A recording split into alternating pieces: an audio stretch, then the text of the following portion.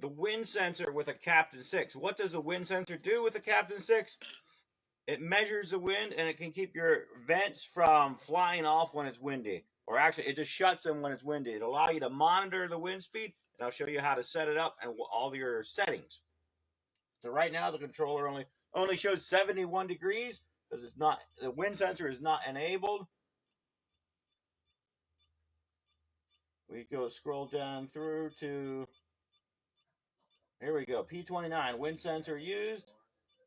Now the controller is going to restart so that everything works properly. It's still not wired in. We'll show you how to do that at the end. But it's going to reboot now, and it's going to show the wind setting on the screen, the mile per hour, and that has enabled the internal wind apps so that when you go in here, system settings,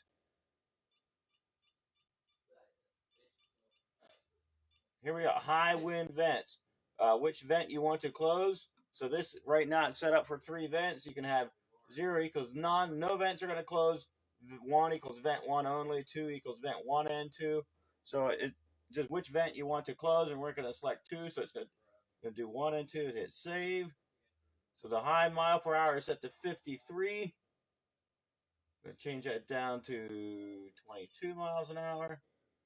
And the clear mile per hour.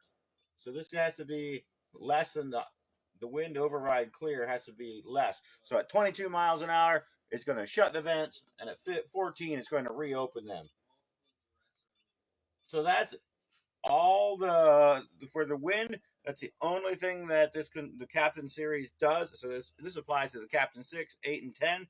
So whenever it's too windy, you select which vents are going to close. So the moment it gets too windy, it's going to shut your vents. And really, that's all that it does to protect your greenhouse. And to wire it, you have 3, my hands are a little full here. You have 3 colors, a black, a red, and a white. This is negative, this is positive, and the white.